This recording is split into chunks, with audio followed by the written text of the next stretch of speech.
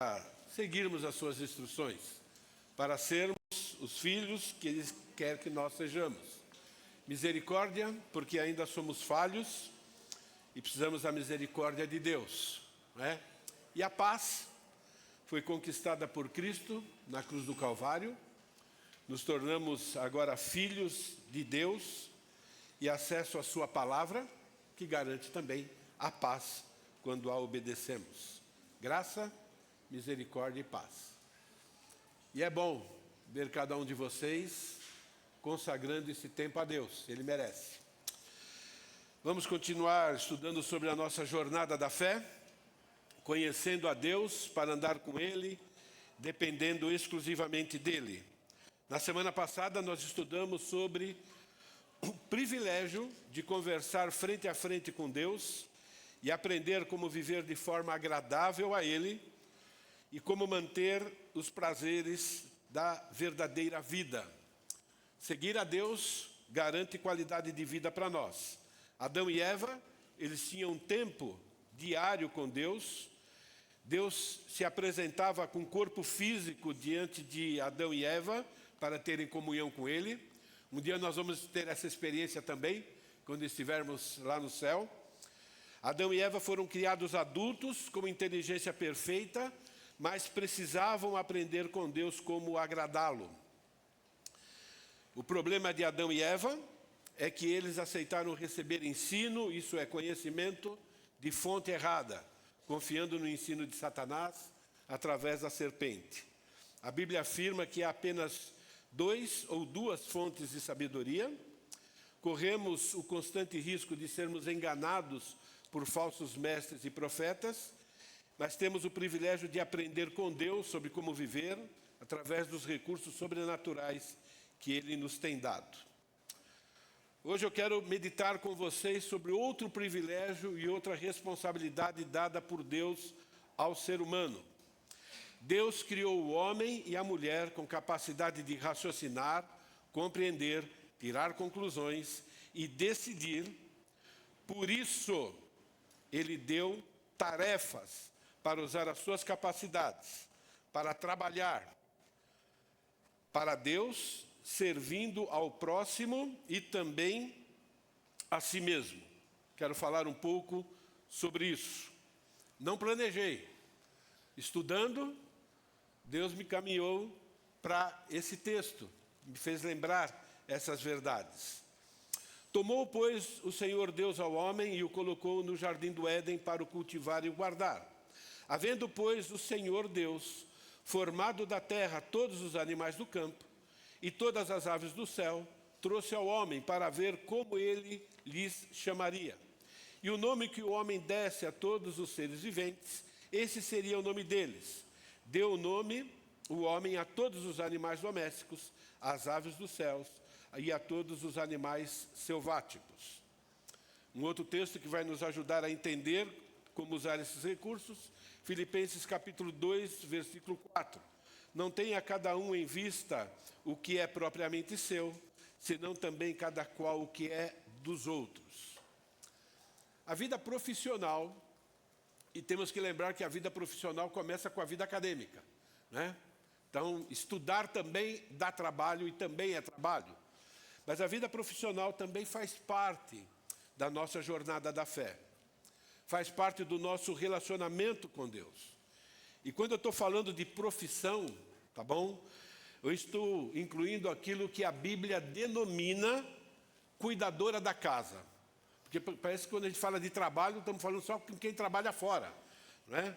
Mas não, né? A cuidadora da casa também faz parte disso.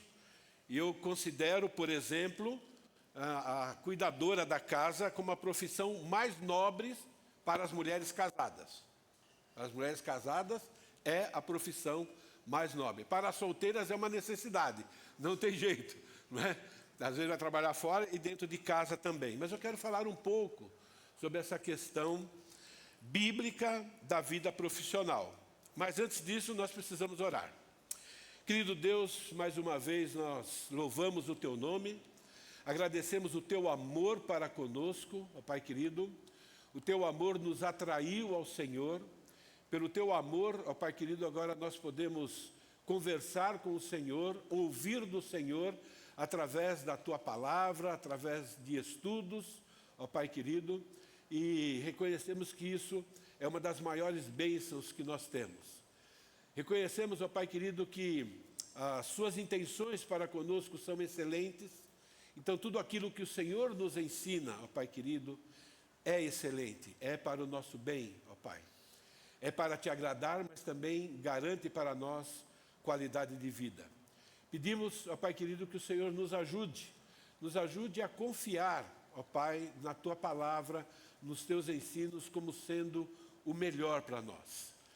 Que possamos ver o Senhor como aquele Pai bondoso, que tudo o que fala, ó Pai querido, é para o bem dos filhos, ó Pai. E ajuda-nos também a colocar em prática no nosso dia a dia. Nós sabemos, ó Pai querido, que por causa do pecado, agora o trabalho vem também com uma maldição, vem também com suor, vem também com desgaste físico, mental, mas ainda assim, ó Pai querido, o Senhor nos fez para trabalhar e nós temos a ajuda do Teu Santo Espírito e da Tua graça para desfrutarmos da bênção do trabalho. O que nós precisamos é crer, ó Pai querido, naquilo que o Senhor ensina sobre o trabalho e pedimos a Tua ajuda através do Teu Santo Espírito, em nome de Jesus. Amém. Eu quero destacar 3 verbos importantes no contexto do trabalho masculino e trabalho feminino, que nós encontramos em Gênesis, o começo de tudo. Colocou no jardim do Éden o homem para cultivar. Essa palavra cultivar, ela significa literalmente trabalhar ou servir, né? Então, o ser humano, antes do pecado, criado a imagem perfeita de Deus, ele foi criado para trabalhar. E é muito importante que a gente entenda que ele foi criado para trabalhar não somente para benefício próprio, mas também para beneficiar outros. Todo o trabalho, todas as tarefas que nós temos, tem que visar beneficiar as pessoas que estão acima de nós, isso é, aquelas que nos comandam, aquelas que nos lideram, mas também para beneficiar aquelas que estão ao nosso lado, nosso companheiro de trabalho, os companheiros de trabalho, e também para aqueles que estão abaixo de nós. Então o trabalho foi criado não para ser exercido de maneira egoísta, mas sempre pensando no próximo. É o que a palavra de Deus ensina. Beneficiar o contratante. Eu sou da velha guarda, né? Na minha época tinha chefe, agora inventaram outras palavras, né? Mas a verdade é essa, né? É beneficiar aquele que nos contrata. É lógico, nós vamos receber o benefício do nosso trabalho também, beneficiar os nossos familiares, amigos e outros necessitados. Gálatas capítulo 6, versículo 9 e versículo 10 diz: E não nos cansemos de fazer o bem, porque ao seu tempo ceifaremos. Isso é, fazer o bem para as outras pessoas não garante um resultado imediato. Por isso que a gente precisa perseverar. Por quê? Porque Deus promete que no tempo certo nós vamos receber esse benefício. Se nós não desfalecermos, se nós não desanimarmos, não é? Por isso, enquanto tiver oportunidades, façamos o bem a todos. E quando a gente fala a todos, nós estamos falando inclusive ao inimigo, que Jesus ensinou isso. Mas principalmente aos domésticos da fé. Então, existe uma ordem de prioridade na qual nós devemos usar os recursos que Deus nos dá. É muito importante a gente entender que isso é um princípio bíblico. Se ele é um princípio bíblico, significa o quê? Não importa o quanto eu ou o quanto você recebe de salário. Não importa se é muito ou se é pouco. Sempre tem alguém que precisa mais do que você, ou sempre existe alguém mais necessitado do que você. Se você olhar a vida, é dessa forma. Então, deve fazer parte do nosso ganho, do seu ganho, ajudar alguém que necessita. Nem que seja um tequinho do seu lanche. Entende? Porque às vezes vai ter alguém que naquele dia não tem. E você deu um pedacinho. Nem que seja 1 centavo. É muito importante que nós tenhamos esse princípio na nossa mente, né? Deus nos capacitou para que possamos trabalhar, para que possamos beneficiar também outras pessoas. E nós vamos ver mais adiante que o nosso Deus, Ele é o exemplo de tudo e Ele age dessa forma. Quando você trabalha visando beneficiar o próximo, e não somente a si mesmo, que é uma ordem de Deus, com o propósito de agradar a Deus, lembre-se que você está trabalhando para Deus e receberá o reconhecimento da parte de Deus. Então, Deus quer mudar, primeiramente, a nossa maneira de pensar. É por isso que nós temos a palavra de Deus. A palavra de Deus vem nos ensinar o ponto de vista de Deus sobre todas as coisas. Então, por causa da velha natureza, nós já aprendemos, né, de Satanás, de Adão ter ouvido Satanás, nós agora temos na nossa mente, no nosso raciocínio, na nossa lógica, a lógica do inimigo. Deus agora nos salvou, nos deu o Espírito Santo, que nos capacita a entender a mente de Deus para que a gente possa combater a velha natureza, para a gente aprender a não acreditar nas mentiras do inimigo e aprender a acreditar nas verdades de Deus. Então, o que nós temos também é para beneficiar os outros. E quando nós trabalhamos com essa mentalidade e praticamos isso, nós estamos trabalhando para Deus. Não está trabalhando para o seu chefe, para o seu patrão. Você está trabalhando para Deus. E nós temos que ter isso em mente. A palavra cultivar mostra que fomos criados para trabalhar. Mas também Deus colocou o homem no jardim do Éden para cultivar e guardar. A palavra guardar aí tem vários significados. Significa vigiar ou manter vigilância, manter custódia, isso é cuidado, tem a ver com proteger. Todo trabalho, para ser bem executado, se você quer ser um excelente trabalhador, se você quer ser um excelente estudante, se você quer ser uma excelente mulher que trabalha bem dentro de casa, fora de casa, não é? Você precisa entender que sempre vai exigir atenção, esforço, zelo para proteger o quê? Para proteger os interesses de todos aqueles que estão envolvidos. E, de novo, é para proteger os interesses do contratante, do próprio trabalhador, do público.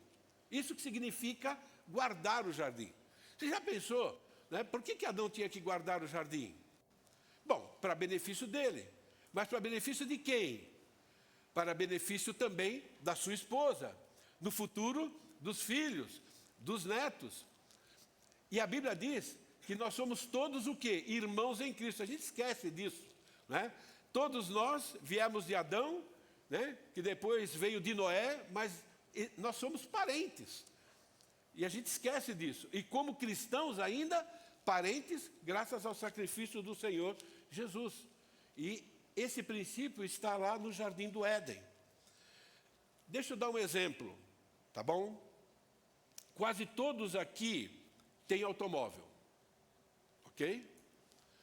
E quem não tem, com toda certeza, usa como meio de transporte. Automóvel, ônibus, caminhão, não importa. Não é? É interessante. Como é que funciona isso? Então, eu fico imaginando lá na linha de produção, né? Os funcionários ou colaboradores, né? Uma palavra um pouquinho mais suave, lá da indústria. Cada funcionário, você no seu devido trabalho, você tem que lembrar que você está lá para proteger. Proteger o quê? Primeiro você está lá para proteger o patrimônio da indústria. É correto. A Bíblia diz que nós temos que servir aquelas pessoas que estão acima de nós, como nós servimos ao Senhor. Adão tinha que proteger aquele ambiente em que ele estava. Por quê? Porque de lá ele ia tirar o sustento dele. Aqui no Brasil parece que o trabalhador ele é contra o contratante. Mas isso não é bíblico. O cristão precisa entender que ele está lá para proteger aquele patrimônio, porque além dele depender daquele patrimônio, e Deus criou esse princípio, outros também dependem daquele patrimônio. evitando desperdício, fazendo o trabalho com todo cuidado, porque você também tem que proteger o consumidor. Se você faz um carro que vai trazer problema para o consumidor, olha aí, não matarás, não machucarás o outro. Mas as pessoas não pensam assim. E cada um na sua profissão. Sempre está envolvido seres humanos. Então a gente tem que dar o melhor, não é? Isso implica para todas as áreas do trabalho. Por isso que a gente tem mandamentos: não matarás, não ferirás, não roubarás, não falarás mal. Os relacionamentos estão todos envolvidos nesse princípio. Lá no trabalho, dependendo do que você fala, você está contaminando outros, que vai fazer com que eles ou trabalhem para o bem ou trabalhem para o mal. Então, quando você trabalha com atenção, esforço, zelo, isso é, você está lá para guardar aquilo também. Isso é uma ordem de Deus. E se você faz isso com o propósito de agradar a Deus, você está trabalhando, na verdade, para Deus. Independente do retorno financeiro, você vai receber no tempo de Deus o reconhecimento dele, da forma que ele achar melhor. O terceiro verbo que nós encontramos aí é o verbo ver. O que Deus fez? Deus pegou os animais, trouxe até Adão, para Adão ver como iria chamá-los. Essa palavra ver significa examinar, inspecionar, perceber, considerar. Significa o seguinte: Adão não falou, ó, chegou um bicho lá, do nada ele deu nome para o bicho. Ele não deu um nome aleatório para o bicho. Ele observou as características, né, de cada espécie de animal. E baseado nas características, ele deu um nome. É isso que a palavra de Deus ensina. Adão precisou gastar tempo. Ele precisou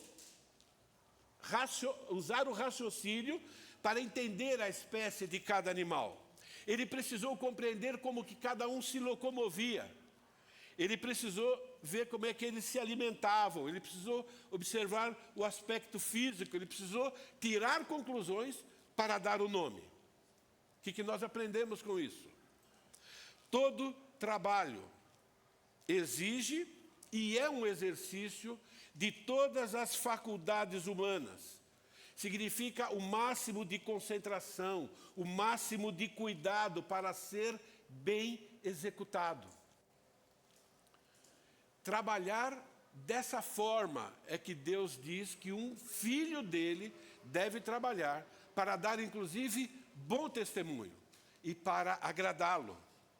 Então, quando você trabalha concentrado no seu trabalho, em dar o melhor de si, é uma ordem de Deus, com o propósito de agradar a Deus, você está trabalhando para Deus e você vai receber o reconhecimento de Deus.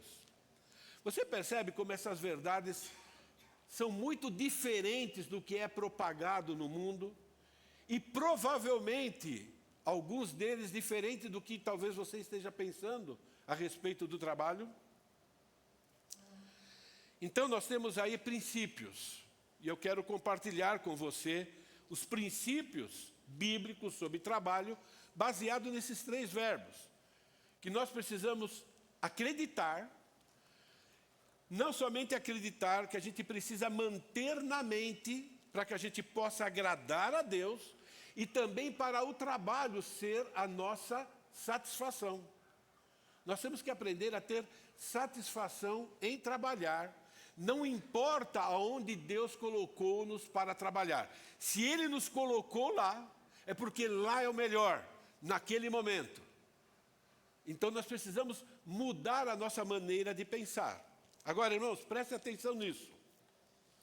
Só é possível ter satisfação em trabalhar se você confiar nos ensinos de Deus. Isso é a caminhada da fé.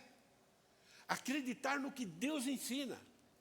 A nossa fé é demonstrada através da obediência, mas obediência com contentamento. Existe uma diferença entre obediência pura e submissão. A submissão é uma obediência com contentamento, entendendo que aquela é a vontade de Deus, e a vontade de Deus é o melhor para mim. Se é o melhor para mim, por que é que eu estou triste? Eu tenho que mudar a minha forma de pensar, a minha forma de encarar as circunstâncias. É um exercício mental de convencer o nosso coração, o nosso interior, os nossos sentimentos, os nossos pensamentos de que o que Deus diz é a verdade e a verdade sempre é o melhor para nós. E isso é uma luta até o seu último fôlego de vida. Porque até o último fôlego de vida você ainda tem uma velha natureza a combater. Primeiro princípio, ele é óbvio. Deus criou o homem e a mulher para trabalhar, imitando a ele e ao seu Filho Jesus Cristo. O princípio de discipulado começa lá no céu. Eu costumo dizer, quem das três pessoas da Trindade é mais forte, mais poderoso? Não, todos eles são iguais. Mas Deus criou uma hierarquia lá para nos treinar, para nos discipular. E tudo o que Deus manda que nós façamos, Ele já fez e continua fazendo. Ele é exemplo. Ele não é daquele, faço o que eu mando, mas não faço o que eu faço. Não, faço o que eu mando porque eu também faço. E é o melhor para vocês. Então, Deus tomou o homem e colocou ele lá no jardim para cultivar e para o guardar. A Bíblia diz que nós fomos criados à imagem e semelhança de Deus. O pecado deturpou essa imagem e semelhança. Ao reconhecer Jesus como Senhor e Salvador, essa imagem e semelhança está sendo restaurada.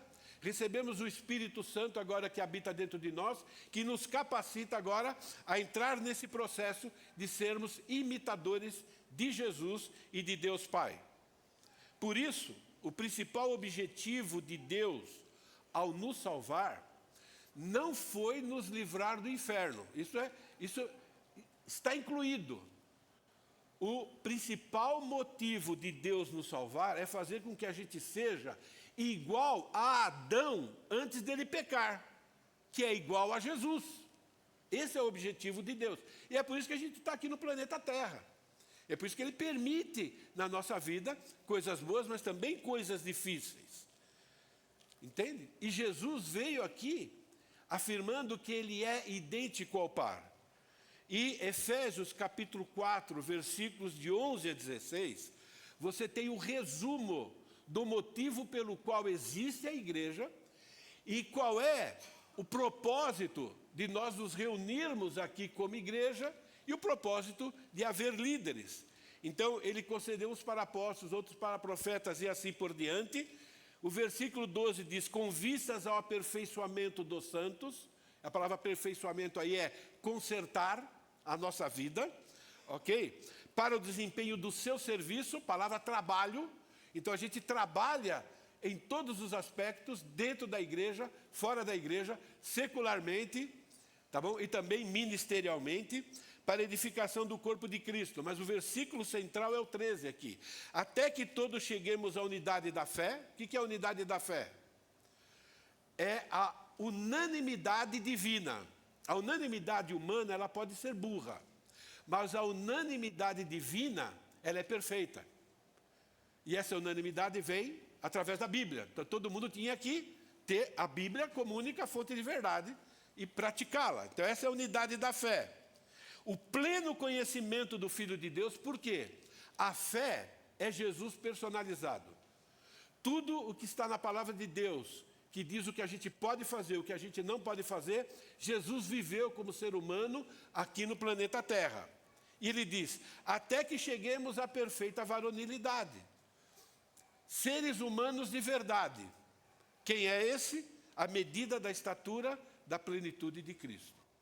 Então, o principal objetivo de Deus nos salvar é sermos igual a Jesus, ou igual ao Pai. Sede santo, como eu sou santo. E o outro texto diz, sede santo porque eu sou. Tem os dois pronomes. Por quê e como. Não é pronome não, né? Como e porquê é outra coisa. Mas tá bom, advérbio, ok? Então, esse é o padrão. Então, nós somos salvos para isso. E o que isso tem a ver com o trabalho? Tudo. Deus criou Adão e Eva para serem úteis, trabalhando, seguindo o exemplo de Deus Pai e de Deus Filho, que também são trabalhadores. Gênesis capítulo 2, versículo 2. Havendo Deus terminado no 7º dia a sua obra. A palavra obra aí é ocupação, é trabalho. Deus trabalhou fazendo isso, né? Depois que fizera, descansou naquele dia de toda a sua obra que tinha feito. Deus trabalha, Ele é Espírito, mas a Bíblia diz que Ele trabalha. João capítulo 5, versículo 16 e 17. Os judeus aqui estavam perseguindo Jesus. Por quê? Jesus fazia milagres no sábado. E todo milagre que Jesus fazia no sábado visava o bem do ser humano. É isso que ele fazia, não é? Então ele diz, os judeus perseguiram Jesus porque fazia essas coisas. Isso é, ele ensinava e curava os enfermos no sábado. Mas ele lhes disse, meu Pai trabalha até agora e eu trabalho também. E a palavra trabalhar aqui é trabalhar mesmo. Entendeu? É trabalhar de maneira árdua, de maneira zelosa, com todo cuidado. Eu costumo dizer, né, na década de 60, um dos teólogos modernos, mas falsos teólogos, criou a teologia ilustrada de que Deus é um relojoeiro. Ele é um relojoeiro que ele já fez o relógio e que de vez em quando ele vai lá e dá corda. E depois ele fica de braços cruzados descansando. Isso é uma mentira. É Deus com o seu poder que está mantendo tudo funcionando, inclusive mantendo eu e você respirando. Isso dá muito trabalho, é que a gente não imagina como funciona isso. Nem sei se um dia a gente vai conseguir imaginar na sua plenitude. Mas Jesus fez uma afirmação categórica.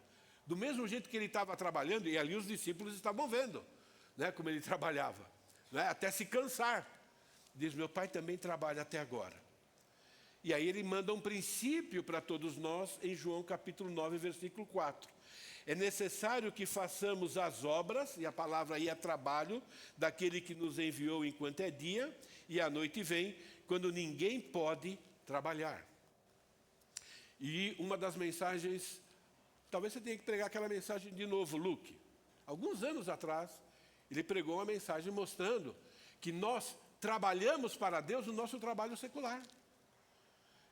Não somente executando o nosso exercício profissional, mas dando bom testemunho, para poder também lá trabalhar para falar do Evangelho.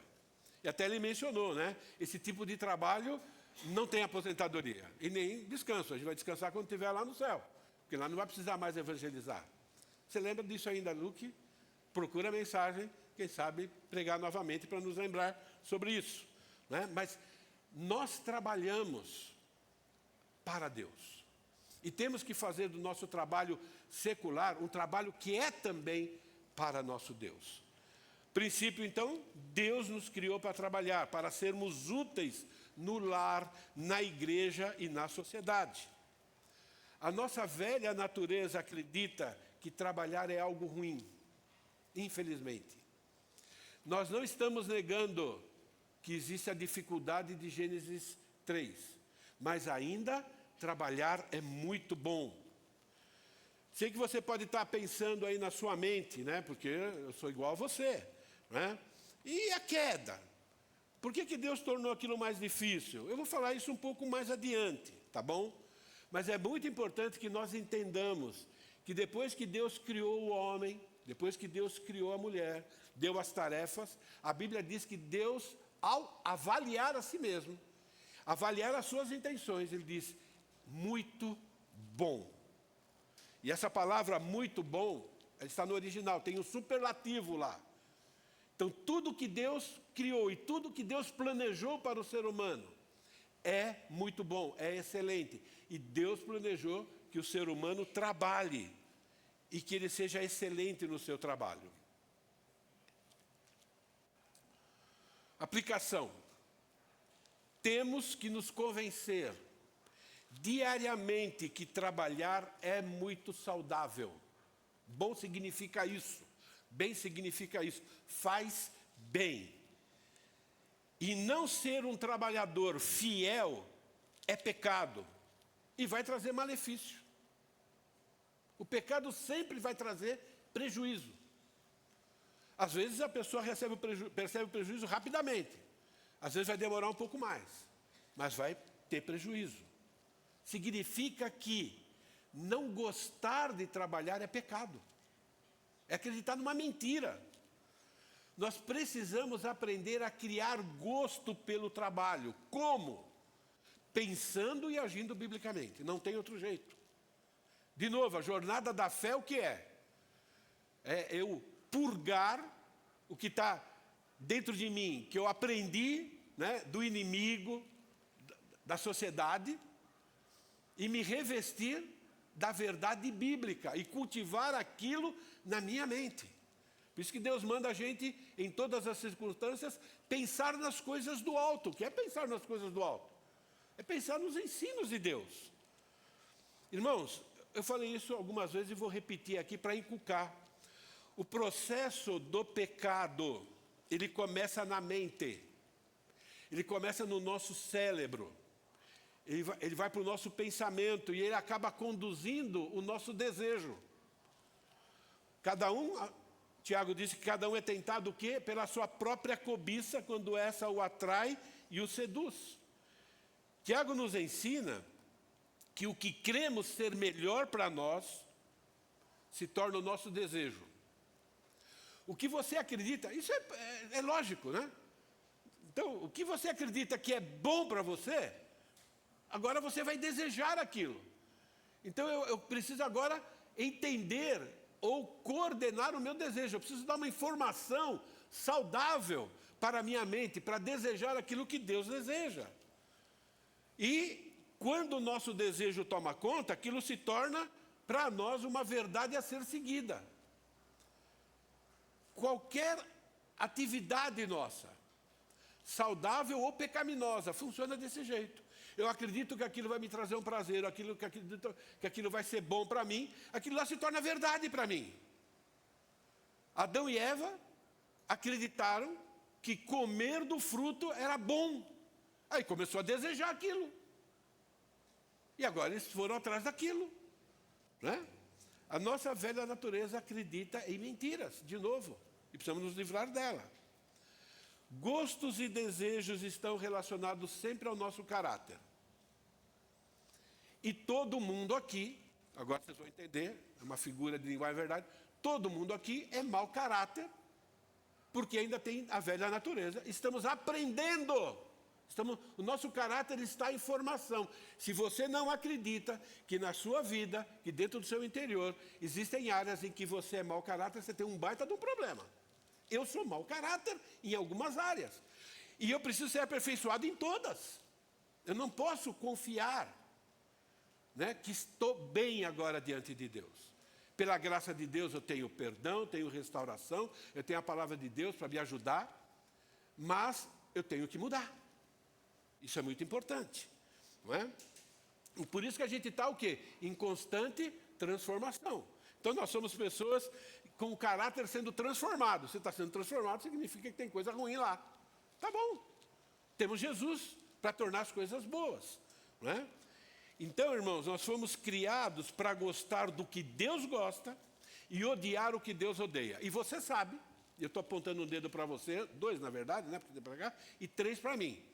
Tem coisa que eu gosto que Deus não gosta. E eu continuo gostando e eu tenho que ficar lutando o tempo todo. E você também, não é?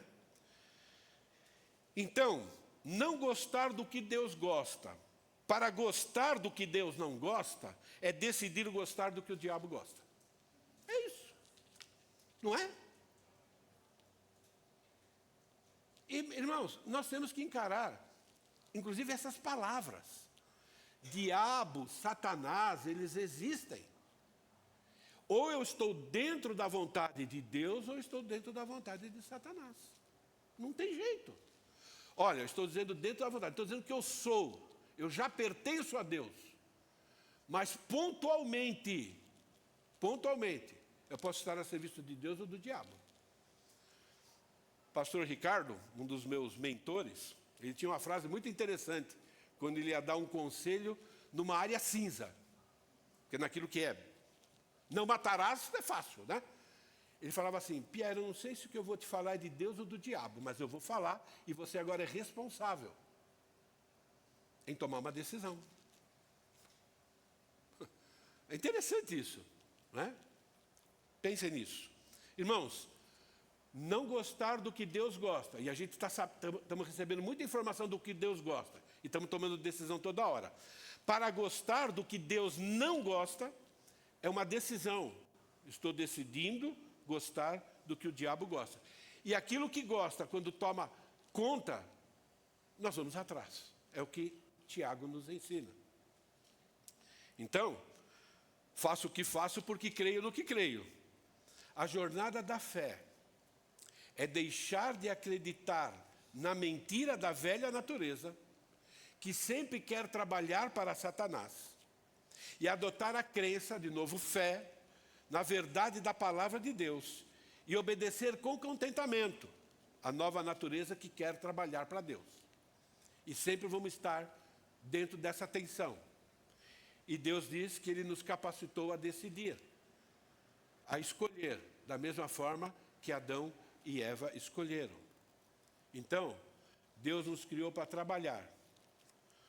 Como que Deus faz sempre é muito bom, então a gente tem que combater a nossa velha natureza, afirmando para nós mesmos o tempo todo que trabalhar é bom. Por isso, não podemos falar mal do trabalho. Eu sei que tem uma teologia ruim, né? A palavra tem poder, ela tem sim. Não do jeito que o pessoal diz. Mas o que a gente fala, e mais ainda o que a gente fica falando para nós mesmos em pensamento, nos molda. Por isso que a Bíblia manda, né? Pensai nas coisas do alto. Entende? Nos molda. As más conversações corrompem os bons costumes. Lembra desse texto? Eu cito de vez em quando. 1 Coríntios capítulo 15. Qual é o assunto lá? Teologia, tudo é teologia. Ressurreição do corpo acontece ou não acontece? E Paulo colocou uma verdade e disse: se vocês ficarem escutando bobagem, vai corromper os bons costumes. Ficar pensando mal do trabalho é conversação pecaminosa consigo mesmo. E essa é tão ruim, e talvez até pior, do que quando você ouve de uma outra pessoa. Porque quando você ouve de uma outra pessoa, você ainda pode dizer: bom, será que é, será que não é? Agora, quando você está falando para você mesmo, você está acreditando em você. Isso é perigoso. Falar mal do trabalho é acusar Deus de ser mal intencionado, de ter escolhido você para vir aqui nesse mundo. Você conhece aquela frase? Tem filhos que falam: não sei por que eu estou aqui nesse mundo, não sei por que papai e mamãe me criou, não sei por que. Na verdade, você está falando de Deus. Está dizendo: ó, Deus foi mal intencionado ao me trazer para esse mundo, para eu viver aqui. Nós acusamos Deus. E nem sempre nós vemos as coisas dessa forma. Talvez você aí no seu lugar seja que nem eu, e você fala assim: eu não estou falando mal do trabalho, eu falo mal das injustiças, eu falo mal da sobrecarga, eu falo mal da mal remuneração. Aí eu tenho uma pergunta: como Deus nos ensina é fé, não é? Estamos falando da caminhada da fé, não é?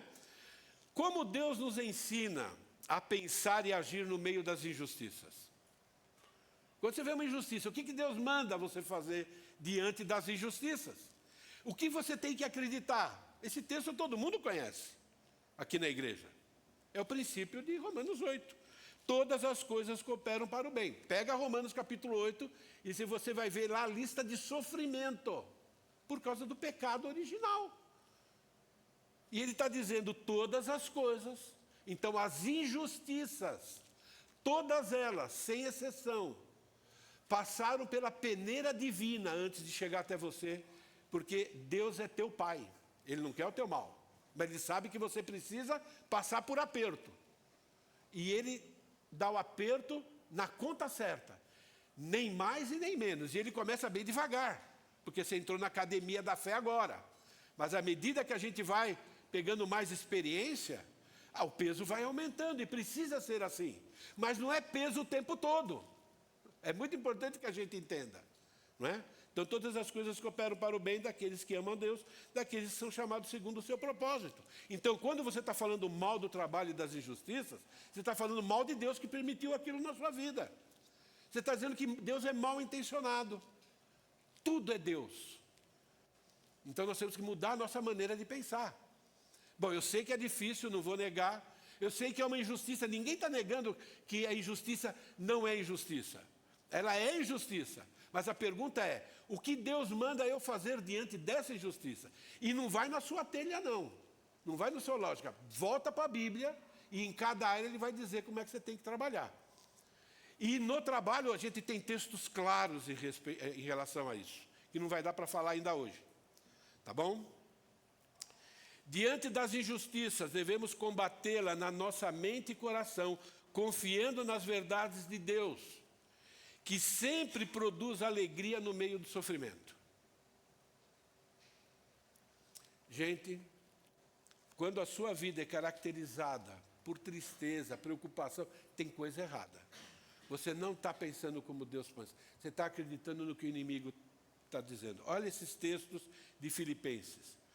Quanto ao mais, irmãos meus, alegrai-vos no Senhor. Gente, nessa época, ser cristão era sofrimento puro. Entende? Os cristãos aqui perdiam o emprego, não tinham emprego, tinha que fugir de um lado para o outro, precisava de ajuda de tudo quanto é lado. E Deus está dizendo, alegrai-vos no Senhor. Olha esse texto.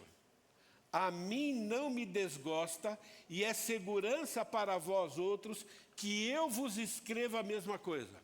Irmãos, Deus é repetitivo. Entende? E nós temos que ser repetitivos para o nosso coração. Temos que falar essas verdades para a gente o tempo todo. Ou toda vez que você percebeu que você falou algo que não deveria ter falado, algo contra, por exemplo, o trabalho. Você tem que pensar biblicamente, falar, peraí Deus, acabei de pecar, nem que seja por pensamento, e pede perdão pelo pensamento. De novo, Filipenses, alegrai-vos sempre, agora colocou, agora sempre. O que significa sempre? Sempre é sempre. Todo segundo, 10º de segundo. Sempre no Senhor. Outra vez digo alegrai. Olha como ele repete isso. Por que ele repete? A igreja aqui está passando num aperto, eles têm que ser convencidos. A gente precisa fazer a mesma coisa conosco. Seja a vossa moderação, o vosso equilíbrio, conhecida por todos os homens, crentes e descrentes. É no aperto que o cristão revela o quanto ele é cristão de verdade. E cuidado que o quanto é uma figura de linguagem. Porque ou você é ou não é. Mas o que eu quero dizer é, você revela lá, né, o quanto você quer agradar a Deus. O quanto a sua mente está focada em Deus e não nas circunstâncias. E ele sempre lembra, perto está o Senhor. Tem que lembrar que Jesus pode voltar a qualquer momento, ou pode te levar para o céu a qualquer momento. Não podemos cultivar na nossa mente insatisfação pelo trabalho. Não importa, não podemos. É pecado. O termo no Senhor aqui, alegrai-vos no Senhor, sabe o que significa? Alegrai-vos com o ensino do Senhor. É isso. Porque o ensino do Senhor é o Senhor. Ele é o verbo, Ele é a palavra, Ele é o ensino. Eu tenho que ter alegria no que Deus ensina. É assim que você se alegra no Senhor. E é na obediência que você prova que você está se alegrando no Senhor, mesmo que você esteja suando. De novo, você tem que estar se convencendo do que é verdade e do que é mentira. Irmãos, a palavra do Senhor, o ensino do Senhor, até aquele mais difícil de engolir, sempre visa, além da glória dEle, além de agradar a Ele, que deve ser o mais importante para nós, mas sempre visa a nossa saúde, saúde mental, emocional, física e espiritual. Ele está preservando o nosso eu todo, através do seu ensino. Em relação ao trabalho, tem que ser assim também. Pensar e agir diferente do que Deus ensina em relação ao trabalho, torna a sua vida infernal. Além de não mudar a condição do trabalho. E ainda leva você a fazer a vontade de Satanás. Entende? É muito sério isso. trabalhar é algo excelente, independente da remuneração. No próximo semana, se Deus permitir e não me levar ou não nos arrebatar, eu quero falar um pouco sobre isso. Né? Resumindo, primeiro princípio bíblico sobre trabalho. Caramba! Deus criou o homem e a mulher para trabalhar, imitando a Ele e a seu Filho Jesus Cristo. Para sermos imitadores de Deus, temos que repetir diariamente a verdade de que Deus trabalha. Então temos que repetir para nós mesmos. É muito bom, é saudável. Temos que repetir diariamente que não ser um trabalhador fiel é pecado e vai trazer malefício. Diante das injustiças trabalhistas, devemos confiar na verdade de que o sofrimento está sendo controlado por Deus e tem como finalidade moldar o nosso caráter. Isso deve nos alegrar. Porque senão, você já tem um ídolo. Ser parecido com Jesus é menos importante do que você quer. Virou um ídolo. Quando ser igual a Jesus é a coisa mais importante da sua vida, você vai se alegrar, porque você acredita que aquilo está acontecendo dentro daquela circunstância. Só é possível ter satisfação em trabalhar se você confiar nos ensinos de Deus. Não tem jeito. Fé é demonstrada através da obediência com contentamento. Aplicação final. Mulheres que trabalham em casa, sem salário. A pergunta para a semana que vem, qual é o salário que Deus deu para Adão? Quando ele deu aquela ordem. Interessante. É a pergunta que eu tento responder durante a semana. E às vezes sem reconhecimento da família, não estou negando, é injustiça. Quando, eu escrevi para não me perder, viu? Mas foi Deus que falou isso comigo, eu tenho certeza. Quando vocês estiverem diante da mesma pilha de louça e panelas, diante da sujeira no chão, roupa no tanque ou na máquina de lavar, dia após dia, se lembre que estão realizando um trabalho nobre. Bota isso na cabeça. Está na Bíblia, entende? É nobre, não importa o que os outros digam, é nobre. É coisa de rei e de rainha, nós vamos reinar com Cristo, entende? Não reclamem, pense biblicamente.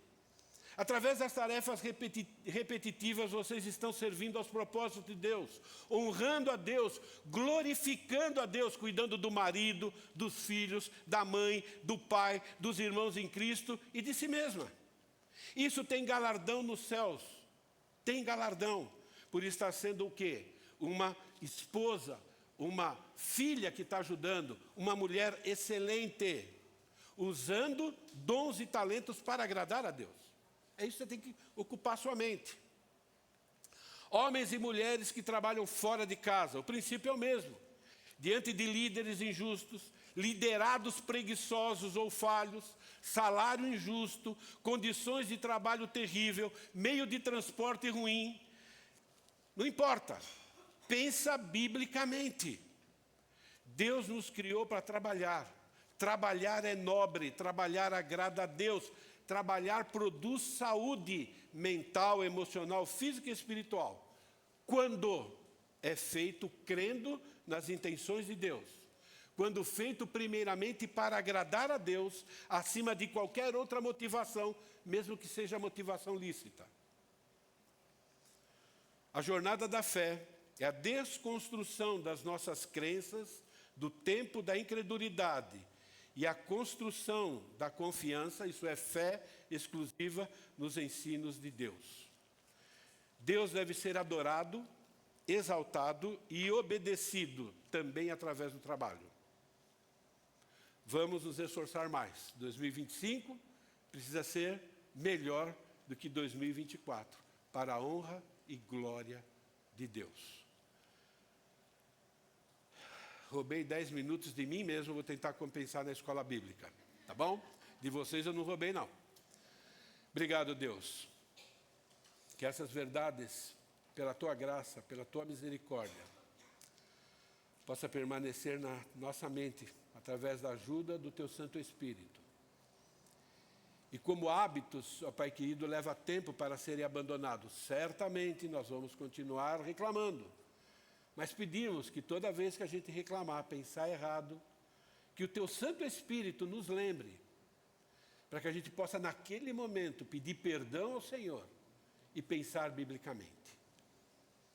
É a nossa oração simples em nome de Jesus. Amém.